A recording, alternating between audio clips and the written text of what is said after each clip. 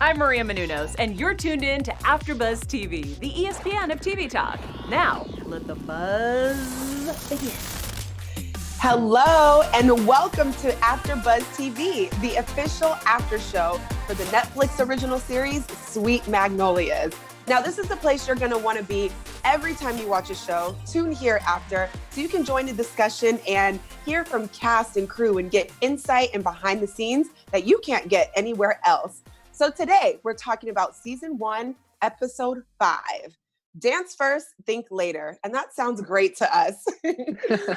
I'm your host, Jamie Alexander. And of course, I have my amazing panel with me. Tammy, Kelsey, and Bryant are here. And as promised, we have special guests. Now, these two guests have more credits than I can even name right now. But just for a few, we have Gossip Girl, Minority Report, Girls Against Boys, the most beautiful Caroline Lagerfelt here with us. And from The Completion, The Flash, and Wilfred, we know him as Bill, Chris Klein in the building. So how is everyone doing today? Great, thank you. So great. Good. Yes. Awesome. Stoked to be here with you guys. Yes, Yay, we're so we're excited to have you. So this was a really good episode, and we have a few topics that we want to cover. So this is all about the party. So we call this Party Times 2. So we'll talk about the corner spa and the delays and fun that we had with the opening in the corner spa and the baseball fundraiser where Bill really pulls through, shows up for everyone and his son. And Annie had a party of her own. So we'll talk about that. And Poor the thing. honey, I'm home moment with Noreen. So this was one of our favorite episodes, you guys. Mm-hmm. So we just want to start by saying thank you for being great. Thanks for being amazing. Yes, absolutely. So we'll jump right into this. And usually I just go to the panel to kind of get their insight on some of the things that's happened. So we started at the top of this show with a little bit of delays. So Kelsey, maybe you can chime in on this, but it was a little, off kilter. We weren't sure how the corner spa was going to open. They had to get up to code and all of these things. So did you think that delay was going to be a denial of the party or what? No. I mean, at the rate they were moving at, you knew it was going to work. They were going to get it done. Helen was going to make sure it got done. Helen. So I didn't really have any doubt that it wasn't going to happen and that the party wasn't going to happen and go well. These three women just always come through, and I was excited for them. I was excited to see the turnout, how it played out with Cal and with Bill and with everyone. So I loved this episode, but no, I did not think that the spa was going to not open. Yes, of course. Now, speaking with the ladies, Caroline, I'll toss it to you. How did it feel to just work with you've always seemed to work with a beautiful cast of women and have this synergy with everyone. Let's get some behind the scenes on how it felt to work on Sweet Magnolias with these ladies. Well, it was absolutely wonderful. I've always enjoyed working with women, with women directors, with fellow actresses. And also at my age, I spend my life playing mothers because every young writer is working through some issues with his own mother or own grandmother. And so I'm actually working now more than before. And it was the first time though actually, it's not the first time I had met Joanna. She was on Gossip Girl on a recurring part for just a few episodes. But it's the first time I actually got to work with her and play her mother, and it was fabulous. She's an amazingly funny and truthful actress. Our showrunner, of course, and head writer, Cheryl, is an extraordinary writer. And the other young women on the play, the little girl, Bianca, who plays my granddaughter. Lovely. So cute.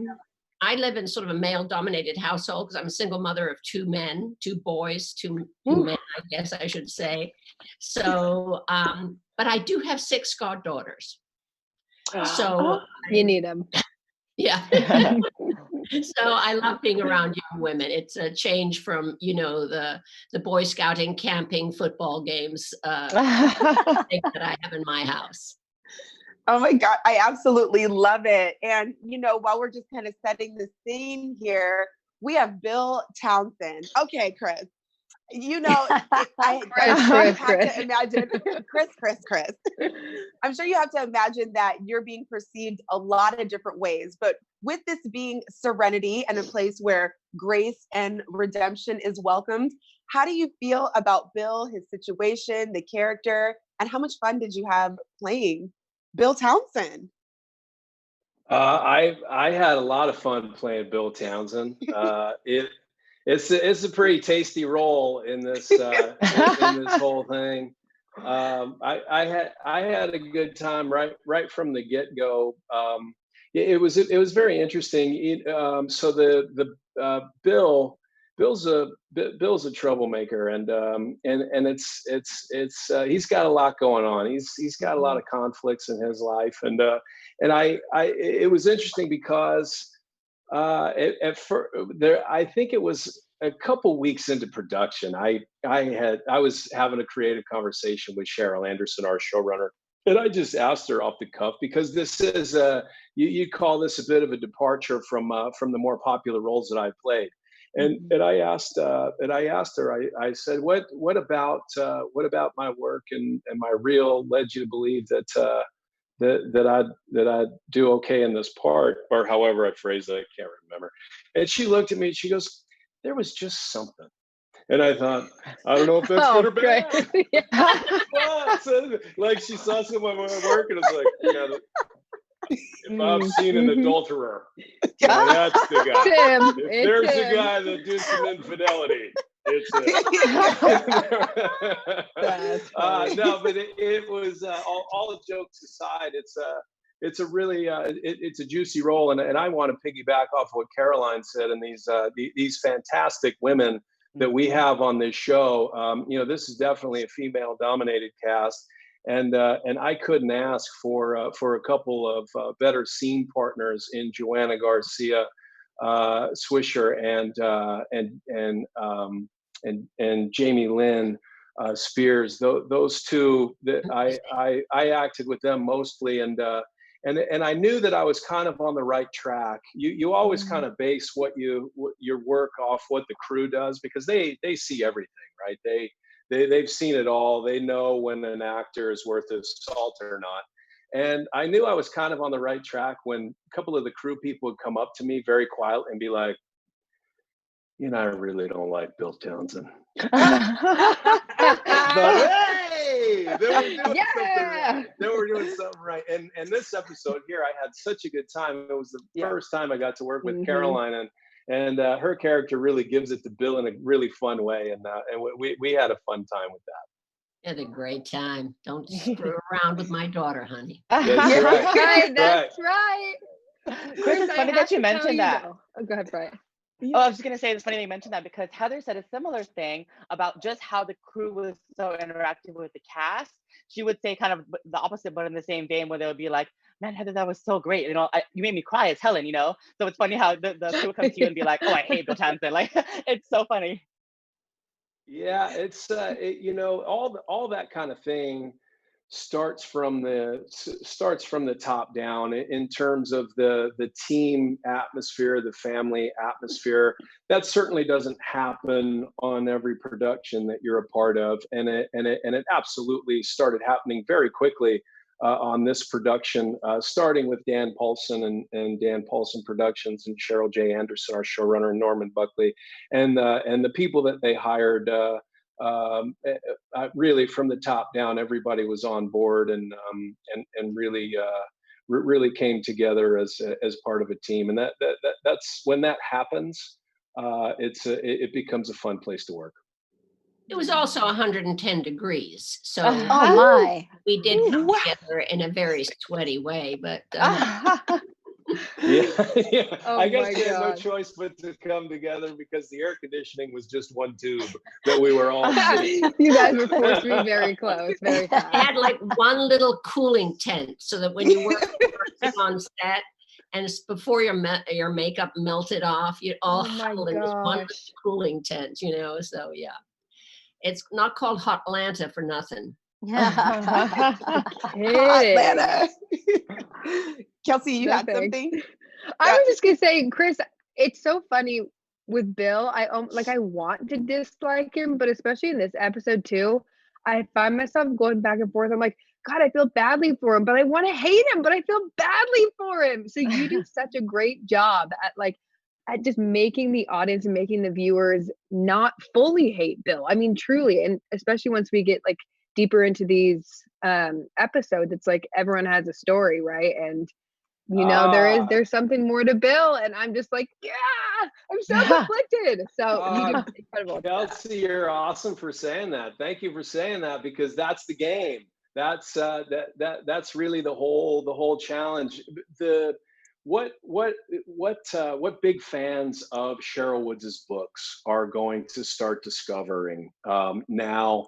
No spoilers, but what they're going to start to discover is just that Bill is definitely far and above the villain in the books. For Cheryl J. Anderson, Bill was a human, an emotionally flawed human being, just as complex as everybody else, going through his rite of passage at this specific age. I like the term coming of age, because we're always coming of age. All of us are coming of age, no matter where we are, in what stage of life we're at. We're always coming of age to that, and we all have growing pains and things to learn. And Bill made some very egregious mistakes. And what's awesome, what I think one of the most awesome things about this show is it gives so many beautiful, it has so many beautiful themes. But one of my favorite themes is, especially for Bill, he's going to learn that he doesn't get to control people. And I think for people like Bill, who's driven by ego, who's been the king of this small town for a long time, that's one of the toughest lessons for anybody to learn, is that you don't get to control people, and you certainly don't get to control their reactions to your actions. And that's something that this show is going to carry through. So if you're conflicted now, then we did our job. Then we did our job, and hopefully you're not the only one. Oh, it's so good. I just can't wait to keep watching. I have to agree with Kelsey on that. I did get the conflict, and you speak of that being flawed, and we all are. And again, when it comes to serenity, it's about this grace. Can you give someone else as much grace as you give yourself? And you kind of see, if you're not, the kind of person who gives yourself space, then you see that control and see that inability to give others space. And you talk about the coming of age and how that is always happening. And you kind of see that coming of ageness with Ty, Carson, who plays your son in the show. So can you kind of speak to how you feel about your interactions with him and the need to, it seems like Bill is really trying, but you spoke about the control, and you can't, do anything about how people react. So what was that interaction like with Ty? Well, Carson, playing Ty, he really he knocks this part out of the park, I think. No pun intended. Exactly. He really does a terrific job. One of the interesting things about playing this part for me was a bit of discovery, because my children are still very young. However, my high school experience is something that I count as one of the most important times in my life. And I don't come from a divorced family. My parents have been married for over 40 years. So a lot of this was discovery for me, and really, you talk about Bill being conflicted. I have to hand it to my scene partners, because what they were showing Bill in those moments was pain. And this is how much you hurt me. This is how much I don't like you. to the point where every once in a while as an actor, I had to walk away and be like, "Woo, that was wow, yeah, Bill's hurting people here." It's yeah, I really hand it to all the other actors for playing their parts and really giving me the stimulus to play off of. That's what that's all about. It's good writing, good storytelling, and just good performances. I was just lucky to be there, hoping that the close-ups would all land on them. You're like, Yeah, no, you did an amazing job. And speaking of the word stimulus, that is all I think about when I think about your character, Carolyn. You light up the entire thing when you come in. And I have to say, I really love all the characters, but I have a particular love for your character. I know. Because Me too. Yes. I mean, you are just so brilliant. And I'm telling you, every time you show up, it's this light, it's this energy, it's this beauty. It's like, and when we see you, it's like, we can't wait to see you again because you're just you pop in a way that I'm like, I want, my mom's amazing, but I'm like, I want my mom to be like that. Like, I feel like I understand the character, like, she must be a Gemini. Or a Pisces. Or a Pisces. Yes. So thank you so much for bringing that energy. It's just so beautiful and bright. How did you feel playing the character? Like, do you feel like that's what you brought, or what were you trying to translate to the audience? Well, it was when Norman called me and offered me the part. I was actually in Sweden, where I have a farmhouse, and he just said, "I got this part for you here in Atlanta that you're just perfect for." And she's like funny and fun, and I think I read like one script or something, and I was on the next plane out of Sweden on my way to Atlanta. That was that easy. And I knew Norman from Gossip Girl because he directed a lot of those. And first of all, it's fun not playing an alcoholic, Yeah, sure. No more gin martinis. Well, now that we're locked down, I have a few, but and I just love the fact that the way the character was written so brilliantly by Cheryl. And actually, I was told not to read the books because I came in so quick and so fast, to just literally work off what Cheryl had written and what the rest of the cast was going to give me, and above all, Joanna, and not to sort of get my mind muddled up by the book. So now I've actually ordered all the books, and now I'm going to read them. So, but I love the fact that she's quite tough. She has a great sense of humor. She enjoys flirting with all the handsome men around her. I love it. Including the man who's wooing her daughter. And it comes out of love, I mean, my kids are grown up now, and there's a transition you go through where you try to solve when they're young. You're the problem solver. They come to you, Mom, this happened, I had a fight, whatever. The teacher doesn't, and you jump in. As a mother, that's what you do. And then they get to be, a little bit older, and you suddenly realize that they don't want you to solve every problem. They want you to listen to them and shut your effing mouth. Just zip it. And that is so hard to do. I literally have to You're like, when I'm talking to my children, and they're like this, that, and the other, and I'm just don't say anything. Right. Don't say anything. You raise them. They're intelligent. They'll be able to work it out. Wait till they ask you for advice or help. And I still struggle with that. And my son's in law school, and my younger son, and he's so smart. My older son moved back to Sweden, and he's doing great. And, I'm just so happy when they do ask me, but, it's still hard to be quiet. But that's the way I feel my relationship with Joanna. When she comes to me, there's that scene where she comes to me and she does need backup. She does want to hear from me. She wants to be told that she can do it, that she can do what she set her heart on. And a couple of times, I come there, but she's not a meddling mom otherwise. But I love being able to be a little bit funny. That was cool. Yeah. No, she's so fun. Yes. Did you have something, Brian? I was just gonna say I love, like you said, that she doesn't meddle, and I love how she just like drops in. Like it's just these perfect placements of like, oh hey, how are you, Maddie? Okay, I'm gonna take Katie. Like it's just like perfect. She drops her little wisdom, drops her little nuggets of goodness, and then she's like, okay, bye, going back to painting. Like it's like perfect. I love her. Also, Yeah, I it's want that painting for my room. It's The one gorgeous. that Love the ends up going in the flower. spa. Oh, It's is it? so amazing. I know. And I love that whole scene. yeah. Well, poor Joanna. I mean, her character is Yeah. suffering greatly because when she was younger and a teenager, I exhibited a giant painting of me stark naked. So she's not quite sure that she can trust what I'm going to paint. So we shall see what it is. Right? But I like your explanation on that though.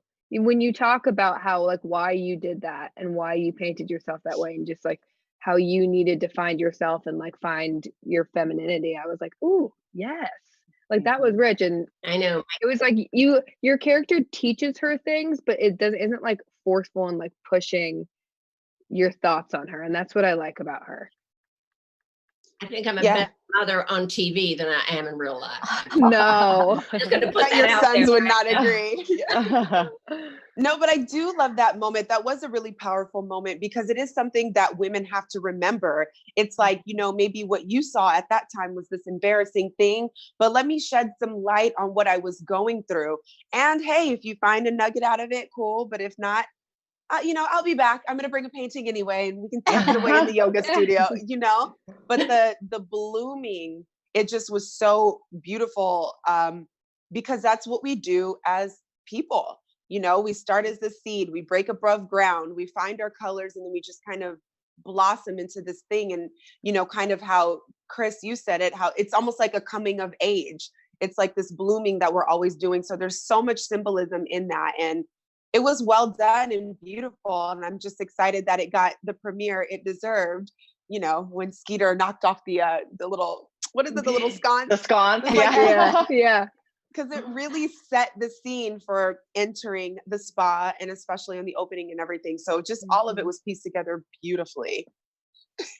And Caroline too. You know, we all love the message that you're constantly trying to instill in Maddie of this is your time now. Yeah. For so many years, you've been giving.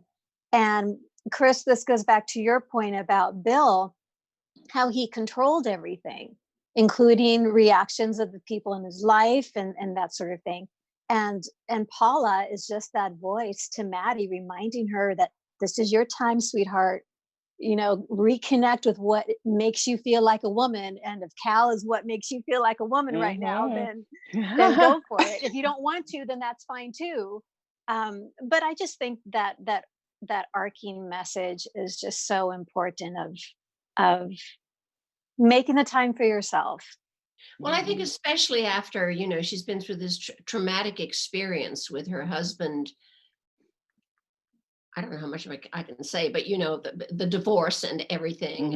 And, I don't care if supposedly it's Ty's fault or something, but there's no way that a woman who goes through a divorce doesn't feel some kind of guilt and pain about it and wonder, you know, what part she had in it. So I think that at this point in her life, it's extremely important to, you know, support her and try and encourage her to, you know, find out who she is and what it is that she wants now that her life has changed so much. That's one of the things that I thought was so interesting about where we start this show, to Caroline's point. We start this show and Bill and Noreen, they're well into pregnancy of this, of their love child. Yeah. So we don't open the show on an affair. We don't open a show on the act of infidelity. We open the show months later. It's The brilliant. aftermath. Yeah, and I thought that that was so groovy because we had to do a lot of work leading up to the first episode going, well, let's what happened here? Let's really dig into the backstory of, and I asked what in Cheryl J. Anderson's mind, what is that that caused Bill and Maddie's marriage to fizzle? That's right. And her answer is beautiful. It's never just one thing.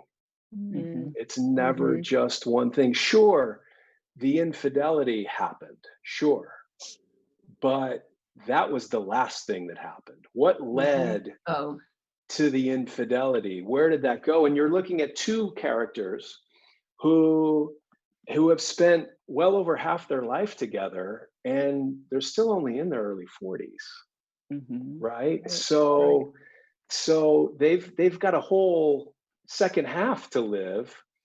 And it's one of those things like, well, what happens now? I know I think it's getting less true. I think that type of story is getting less true in more urban areas. But places like where I grew up, I was just back home in Omaha, Nebraska for a funeral, and high school sweethearts, more than I'd imagined, are married with children. People I went to high school with are all together and doing that sort of thing. And I took a vastly different path, but that's still very, it's still common and going on in Americana.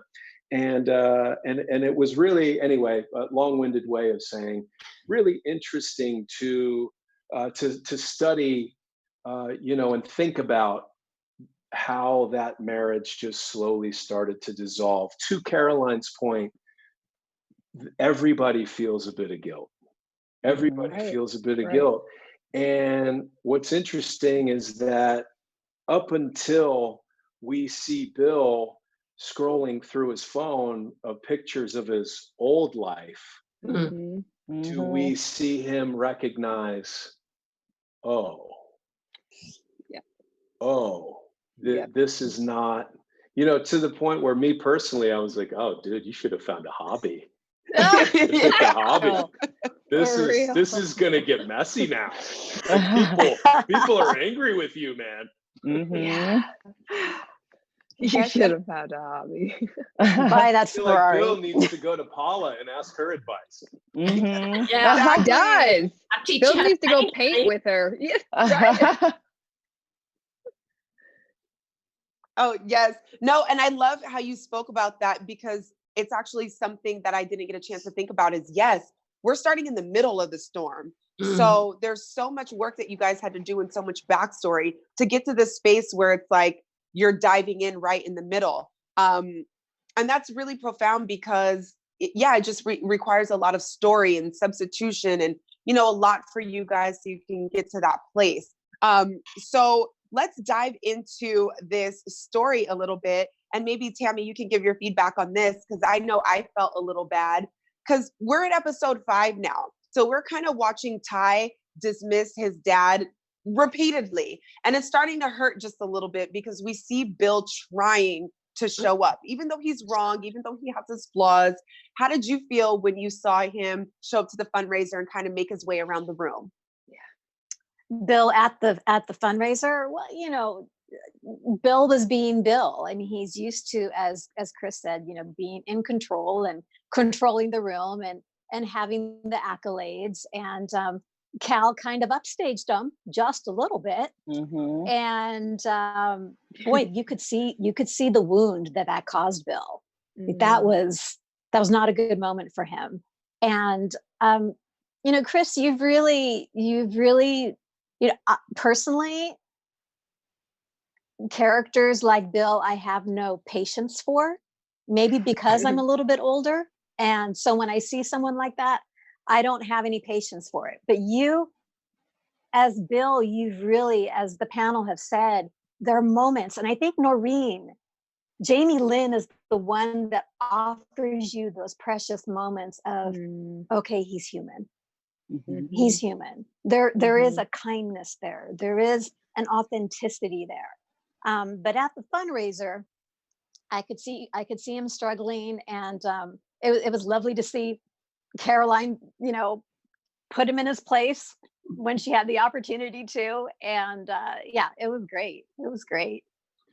I want to chime in on that a little bit, just because I don't know if this is controversial to say, but like if a hot dog, wrote a check, I'd be totally fine with that. But at that same token, everybody in the town is so upset with him, but it's totally a turnaround when he just drops $1.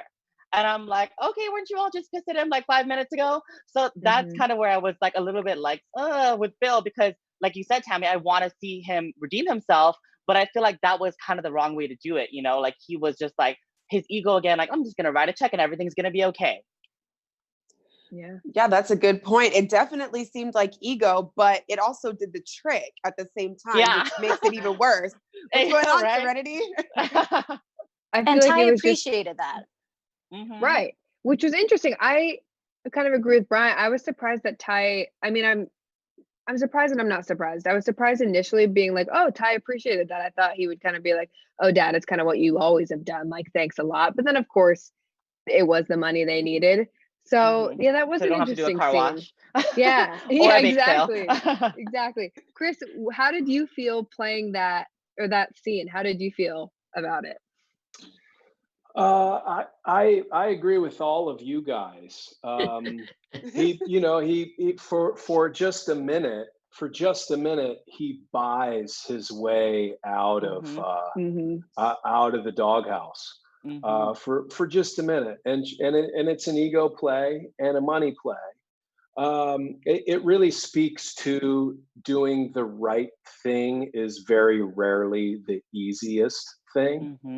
And right now, Bill's going to try to buy his way out of. And I think that for Bill, he probably watched his dad buy his way out of things. He comes from an old Southern moneyed family, and that's kind of how they do things.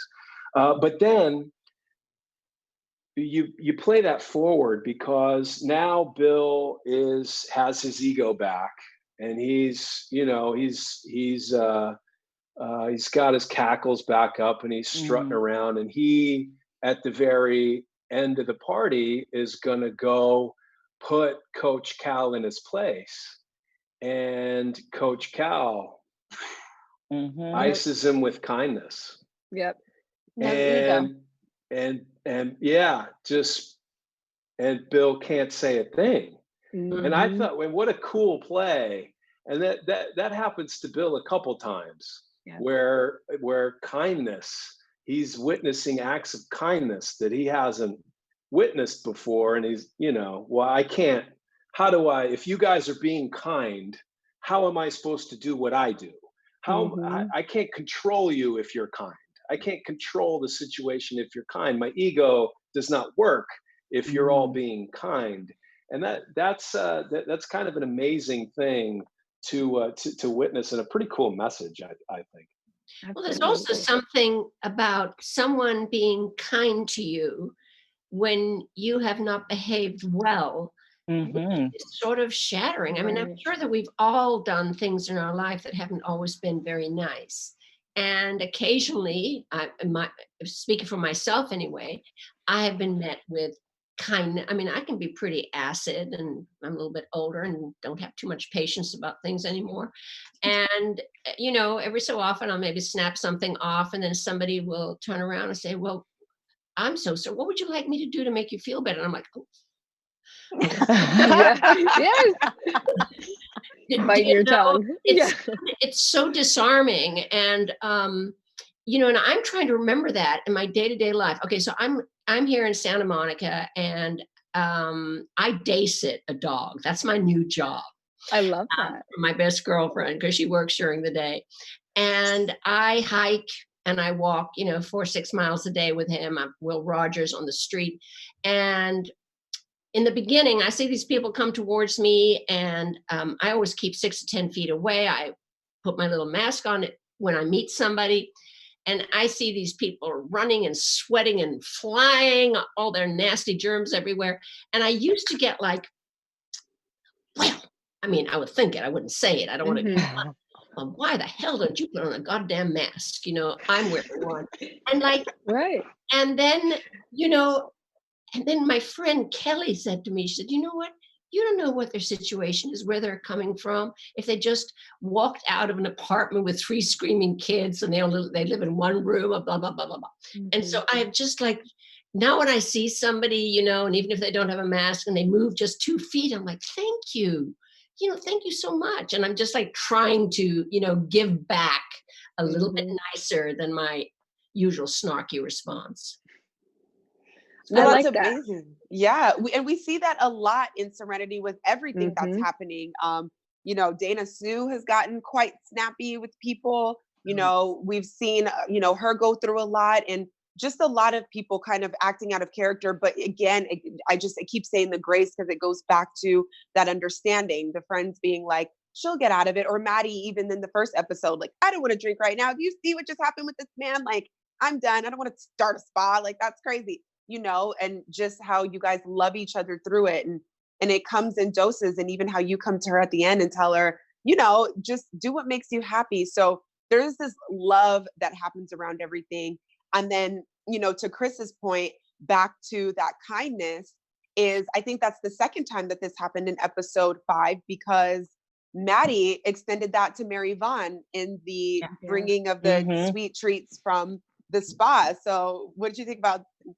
Well, Bryant, you could talk about that scene. Was that a little disarming? What did you think about that? It's so funny. I don't want to cuss, but my notes was like, Helen is that B. Like, she is so great. And then right after that, that's when Maddie brought the gift. And I was like, oh my God, Maddie is also that girl, you know, like, just to come from that place of kindness when it's obvious that there's this history with Mary Vaughn. And Mary Vaughn is that person that we all know in her life that's just like, her nose is like through the roof. And she thinks she is that girl as well. So I thought it was so amazing to see how, with all this happening to Maddie in her life and this stress on that day in particular, she still had the self-awareness and the introspectiveness to be like, you know what? I think if I make someone else's day better, maybe my day will be better too. So to just offer that kindness to Mary Vaughn and just be like, okay, I'm going back to my work. I'm going to push forward in this day. It was so amazing to see. And it spoke so much volumes about Maddie's character. And you know, too, we've had the discussion with Cheryl and with Norman as well, that this story is also about second chances and moving on.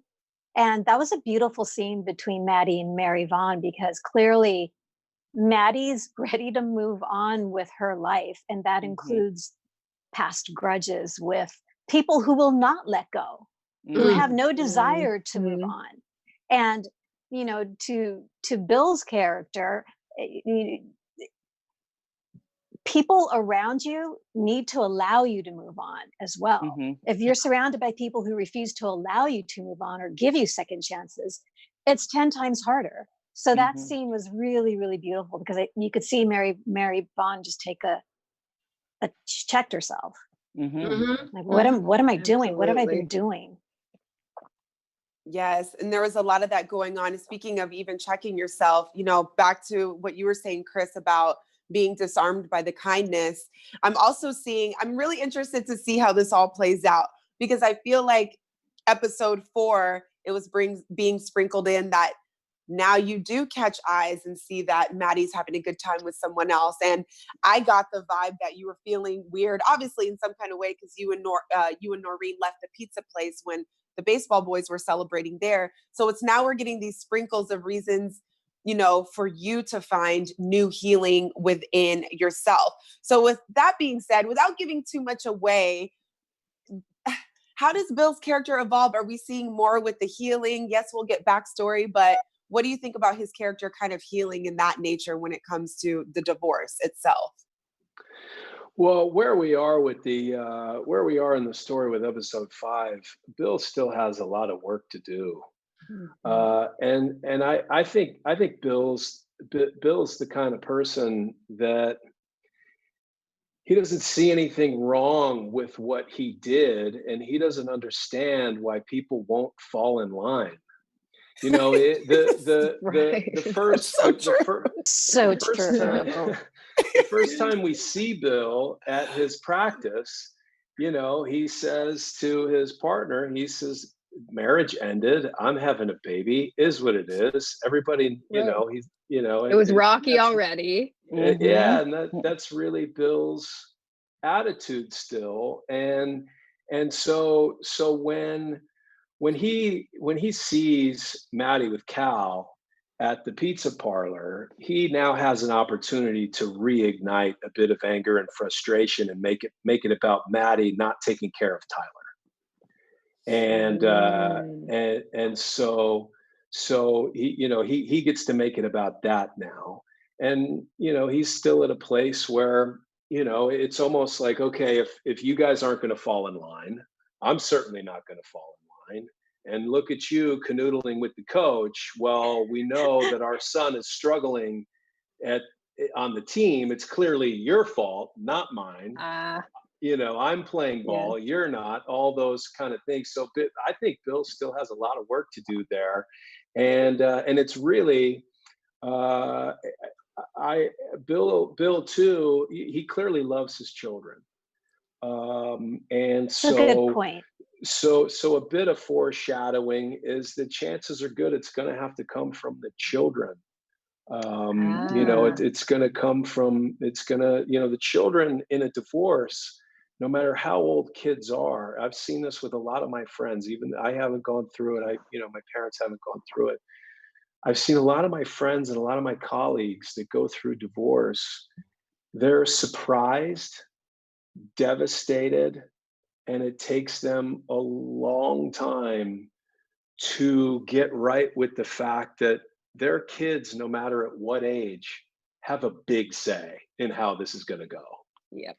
They have a big say in, okay, Dad, this is your new role in my life. Mom, this is your new role in my life. And you don't have a choice because this is my life. I might be 2, but this is how I'm going to behave. Like with Mom, So I'm going to never give the pacifier up, ever. And with Dad, I'm just going to hand it to you, but I'm going to do something else to you. That's, and it's stuff like that. So I think the kids are really going to have to kind of be a reckoning. Well put. Yeah, Very well put. I really am enjoying this insight so much. There's so much language and introspection that's really helping me put things together, and it's fun as a watcher. So that's why I'm hope everybody is enjoying the after show so they can hear you guys talk about this, because it's super insightful and it really gives your characters enough color for us to continue watching you guys in a well-rounded way and not be so quick to judge, because you're right, we just don't know. Just like the people you're seeing without mask, and I can be a little snappy in my mind too. Like, this is crazy. Like, you are so close to me. Like, I don't understand. Like, what is happening? But it is happening. Like, or in another way, I also think great writing and great storytelling allows the audience to judge right away and then be make their own surprised. assumptions. Right. Yeah. And to be surprised that Hopefully there's a little bit of that too. There is. There definitely is. I'm still going between Ryan and Eric. I'm still debating on that team. I know. That part. I literally have a note here that says Ryan and Cal together. Thank you, Cheryl Anderson. Yeah. It's interesting that you guys bring that up, because as I'm watching the show, Bill's character lives in Maddie's world. So when during a production day, if it's a day that production is living in Maddie's world, it could be some scenes with Bill. So I really, except reading the scripts, did I know about Helen's story, and did I know about Dana Sue's story, and I never even saw those people on set. Yeah. So it's like watching, those 2 characters when we're watching their arc. It's brand new to me. I've never seen. Oh my God. Whose team are you on? Who do you like? We need to know. Are you team Ryan or Eric? It's too early to tell. Fine.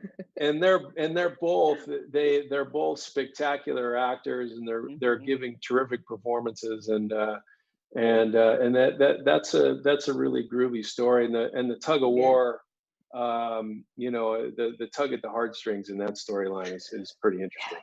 Mhm. I think it's kind of Mhm. good too that you don't know so much about what's happening with Dana, Sue, and Helen, because I feel like in the interaction, it's able to keep you tied to Maddie kind of like in this narrow focus. Like I almost feel Mhm. like you're not seeing Maddie. Well, yeah, I don't want to go ahead either, but I almost feel like you're not seeing Maddie in this certain light. She's kind of just like the ex, the mother of your Yep. children, and we got to deal with this thing with Noreen and the kids and Ty, when really she's got like, you know, her beautiful mom, her friends, pour it out, Mhm. margarita night, the spa. Like we're watching so much of Everything, yeah. Maddie's world, but we definitely see that Bill is just kind of like, well, what are we going to do about the kids? The Noreen. It's very cut and dry. So I think that kind of Yeah. adds to things. Mhm. Absolutely. And that's the story. Yep. That's it. That's the crux of our whole story. Is you know, Caroline's character reminding her daughter that what Bill sees when he looks at you is not all there is to you. Mhm. Yeah. You know, it's not, you're Amen. not a Amen again. one-dimensional character. Yes. His And lens. Yeah. and isn't that groovy for I think for life and times. I just think that that's a groovy Absolutely. message. And um I think that Caroline does it in such an awesome way as Paula. You know, this wonderful free spirit, and like me as an audience Mhm. member, it's almost like, wow, I know that she's hurt, I know that she's going through a divorce, I know the life that she's known for so long is over. Look where she comes from and look what she's grown into. Right. And like, oh man, like there can be so much growth and so much you know, just a beautiful awakening that can happen because of because of the awesome, empowered, inspired women that she's surrounded by. That's a great message for everybody.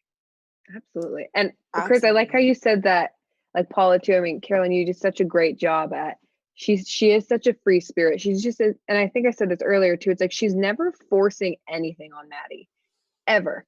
And I love that. And she just kind of comes in, and sometimes you have those people in your life, whether it's your mom or your friend who's just like telling you what to do or how you should be. But she just kind of comes in and she's this beautiful energy, and she's like, "Hi, I'm here when you need me. I'm like here to help. I love you. You can be this way. You don't have to be this way." And it's you just you do it in such a way that it's so beautiful, and Maddie wants to listen to you, and whether it's in that moment or it's 5 minutes later or it's a day Right. later, she does. Yeah. And I'm just like, can I call Paula? You know? Yeah. Seriously, I Okay, need great, a Paula. great. I need a Paula in my life. Call me. Just call me. And We Yeah, know, will. and too, what's so yes. beautiful is seeing Paula's interaction with the different generations, how Mhm. she interacts with Katie, how she interacts with her daughter in that circle, how she interacts with her friends, Frances at the Mhm. bar when you like, I'm So stuck. cute. I'm Yeah. supposed to have this painting done, girl, and I am stuck. And you Mhm. get inspired. And Paula reminds me of my mother, who I miss every single day.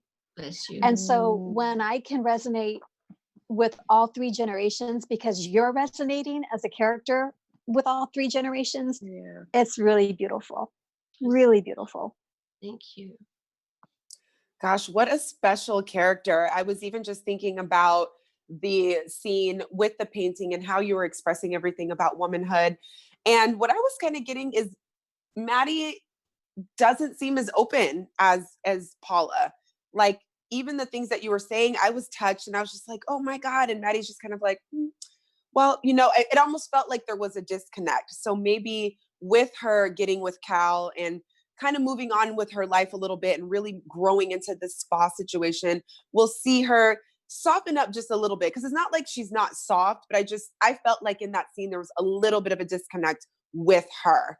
They're very different people too, Maddie Yeah. and Mhm. her mom. I agree with you. I know. Mhm. I think first of all, I think they're very, very different people, Mhm. and I think that Maddie was, as most children are at some points or many points, embarrassed by her mother when she was younger, and and also, I mean, I don't know. I mean, your kids are just tiny, Chris, but I mean, I often found it easier when I was young to listen to someone else rather than my parents. And that's why I have 6 goddaughters. But I had 7, thank you. okay, all right, I'll do my 7. I had aunties, I had godparents.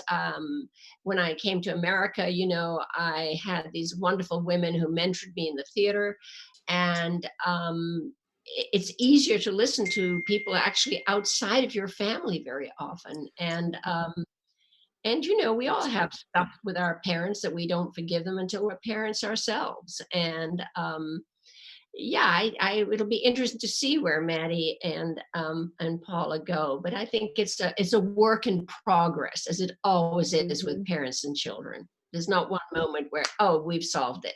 I love you, you love me. I have no more issues with you. They're all forgiven. They're all forgotten. You're fabulous. And I love happen it. in one No. No. Yes, no, very well said. And let's talk about fabulous. The corner spa opening was absolutely amazing. So maybe Bryant, you can give me your feedback. What did you think about the party?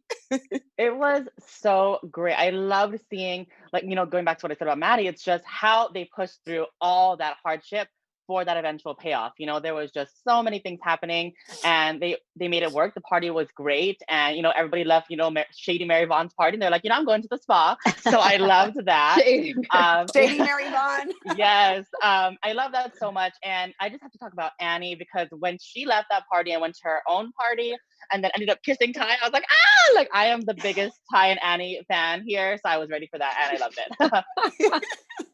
it. I love that there was a lot of great moments in that. And, Carolyn, you brought your friends. That was another light moment where they all just kind of walked in and they're all sassy. That was so cute. That was awesome. You remember when we were filming it? You remember the outdoors, and suddenly in the middle of the night, I don't know what time it was late, that all the sprinklers went on. Oh no. Do you remember that? We were filming. There were 2 things that happened that night. One time the sprinklers went off, and you've never seen so many actors and crew run for their lives. They got it in a few minutes. It was unreal. And a couple of those poor extras were just drenched. And then, of course, they had, in the middle of it all, remember they had that baseball game? They had a real live one that wasn't part of our story. And because they were filming right opposite a baseball pitch, and suddenly, I don't know much about baseball, but and it was a long night, but it was pretty magical. That's hilarious. Gosh, so it actually ran with the theme of the show, because the women experienced so many distractions before opening the spa. It was the tree, it was the sconce, it was the guy not coming to do the code. So it's like, what that reminded me of is, sometimes delay is destiny is right behind it. So when you're experiencing all those delays, it's because something great is going to happen, which obviously did, and it unfolded in perfect magic like it was supposed to. So I definitely love that. That's such fun behind the scenes, because it just looked like the perfect party to us. So we'll just keep that. Seriously. Yes. And so there was a guest at the party. We've got some more graciousness, and Maddie, really shows up, and, this will be one of our last topics, but to have Noreen go and show up, of course, by Mary Vaughn's word. Kelsey, what did you think about that? Did you think there was going to be a confrontation with Maddie and Noreen, or what did you feel like that interaction was at the spa party? I actually kind of liked how it played out, because at first, Jamie Lynn just does such a great job with Noreen, where you actually really do feel badly for her, and she's lonely and she's hurting, and Bill's not giving her what she needs, and she doesn't have any friends, and she's just like in this weird space. So I was proud of her for going. I was happy she went. And then at first, when she and Maddie had their interaction, I was like, oh, Maddie, be a little bit nicer. But then I was like, no, actually, that was kind of perfect. That was what she needed to do. That was her being nice. That was her extending her olive branch, it's like, and that was super hard for her to do. But I liked how she kind of said it. She's like, and we're going to be what does she say exactly? She says We're We not don't have to be enemies, enemies. fine. We Never don't have gonna to be be but we're not friends. friends. not going to be Yeah. friends, right? And it's like, that was kind of perfect. That was, and I think that their relationship, I predict that it will evolve a little bit more even. But I don't know. I was happy that Noreen went, and it was cute that she gave her the little scrub. That was, I thought, a nice little ending. Sealed the deal. Yeah, and it was also nice to see that her friends were nice to her as well, because it was like, oh, because you kind of look to your girlfriend like, is it cool? Like, what are we doing? Is she good? Yeah, Or is Heather she- walks in, she's like, is this okay? Like, They all come in, yeah. So that was And amazing. I love Yes, that Tammy. scene too when Noreen, why is her name so hard don't to know. say I right can't now? say it either. Noreen gets home and Bill realizes, you went to the opening of the spa? And she said, yes, I did. I have a right to go just as much as anyone in this town. And I'm going to go use my foot scrub right now. I just Get it, girl. laughed. It was such a lovely moment. And he's just kind of stunned too. Yes, that was another moment of growth for Bill. What do you think, Chris? I thought it was an awesome move by Noreen, to taking back a bit of herself. And Kelsey, you're right. Noreen's a bit trapped in all this, and she's only guilty of one thing, and that's finding attraction in Bill as they were working in close proximity together, and he needed attention, and he clearly needed female attention, and she was willing to give it to him, and now they're in this. Now a couple months in, she's pregnant and on an island, and so to take back a bit of control of her world with that small little move, I think took a lot of courage for a character like Noreen. And it's also as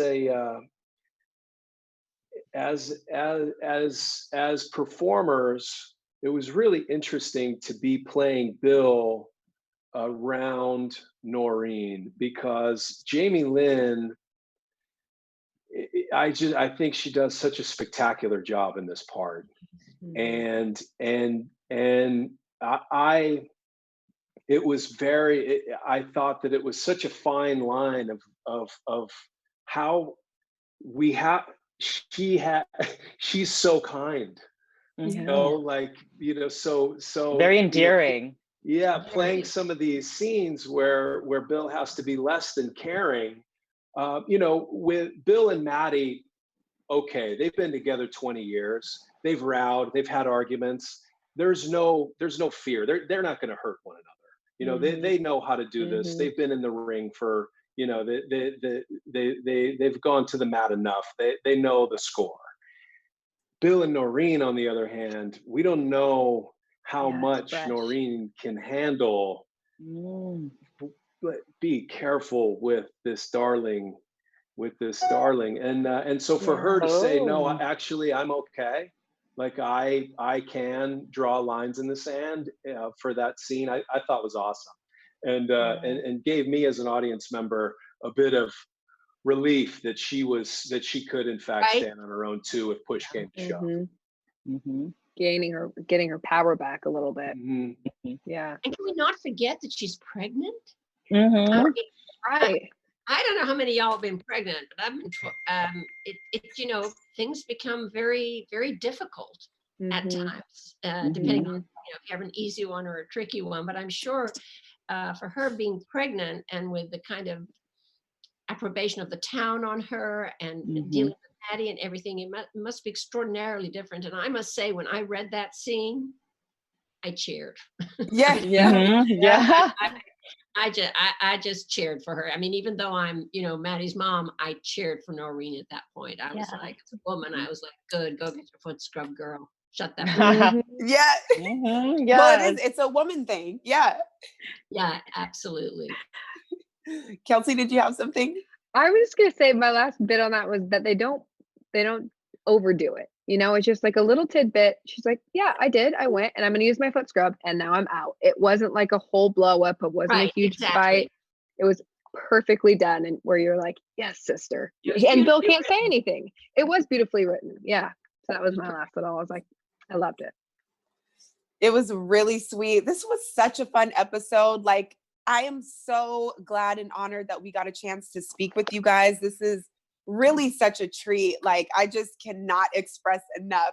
So I want to make sure before we get out of here, panel, did you have any more questions? I mean, we're up to episode 5, so I don't know if there's anything else. I want to know about, well, you probably can't say much, but Paula and Cal's date. Can we talk about that? Or That's if it very happened, exciting. I know. I loved that scene though. And when she bought it and then she gave him a little wink, like, I got you. I got you. My favorite part like, is she walked out and she was like, $500. Like, Oh my God, I laughed just out to let you loud. know. That was it was hysterical. so cute. I love it. Well, you know, you can look and you can enjoy. Doesn't mean you have to touch, but you can look. Yes, you can. I love it. I love it. Awesome. Well, before we take off, Carolyn, was there anything that you wanted to just share that the audience can take home, either about your character or a life lesson or something pertaining to the show, just for the audience? No, not really. Just that sense of humor will Yeah. help get you through almost anything. I've never been married, but I'm sure it helps to get you through a marriage, right, Chris? Keeping a sense of humor. And I am just so happy to see the faces of these beautiful actors. And I hope, God willing, when everything calms down, that we will be back in Hotlanta, sweating our nuts off. For season 2. Me For too. season 2. Yay. I love it. And how about you, Chris? Is there something that you wanted to share or just give us so we could walk away with, either about the character, yourself, or Serenity? Oh, I'm just thrilled to be invited to be a part of this panel today for episode 5. Oh. It's been spectacular, and to visit with you all and to visit with Caroline. It's so wonderful to see your face, and I'm just thrilled to talk about this show.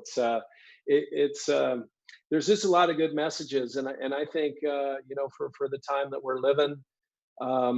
I sent a little post out the other day on my Instagram because I was thinking about family, and I was thinking about friendship, and I was thinking about just the resilience of the human spirit. And gosh, it's spring of 2020. If it's taught me anything, it's the friends, good friends, and a tight knit family, and a bit of resiliency is the order of the day. And this show encapsulates that in such a timely way. So I hope that I hope when people sit down and watch, they can feel that and be inspired by that, no matter what they're going through. Absolutely. Amen. Amen. That's our word for this show. It's amen. Drop the mic. Like, yes. Let's all practice saying the name Noreen. Yes, I know. We need to work on that. Noreen. Noreen. Oh my gosh, thank you guys so much. This has been so fun. And yes, thank you again for all of your insight, your wisdom, your jewels. We're so happy to have you. And audience, I know you're so excited to watch, so please keep tuning in to Sweet Magnolias and always join us here on the after show so you can get that exclusive discussion that you can't get anywhere else and really dive into the characters and the show. So we want to thank you so much for joining. I'm your host, Jamie Alexander, and you can find me on Instagram at Jamie Alexander, and that's Jaimi Alexander. And Carolyn, do you have an Instagram? Yes, I do. Mine's MS Lagerfelt, Lagerfelt. Following. Like the designer, but with a T. Yes. And the money. Oh, you both. Doing that. And what about yours, Chris? I'm at I am Chris Klein. All right. So we are there. We are following. And of course, I have my incredible panel. You can follow Tammy Govea on Twitter, and that's at TAMIGOVEIA. On Instagram and Twitter, you can follow Kelsey at Kelsmeyer 2. And that's KELSMEYER, number 2. And of course, the Bryant Santos on Instagram, Twitter, and all the things at THE Bryant Santos. Thank you guys so much for tuning in, and we will see you on the next after show. You got it. Okay, thank you guys. Thank you. Thank you. Our founder, Kevin Undergaro, and me, Maria Menounos, would like to thank you for tuning in to AfterBuzz TV. Remember, we're not just the first, we're the biggest in the world, and we're the only destination for all your favorite TV shows. Whatever you crave, we've got it. So go to AfterBuzzTV.com and check out our lineup. Buzz you later. The views expressed herein are those of the hosts only and do not necessarily reflect the views of AfterBuzz TV or its owners or principals.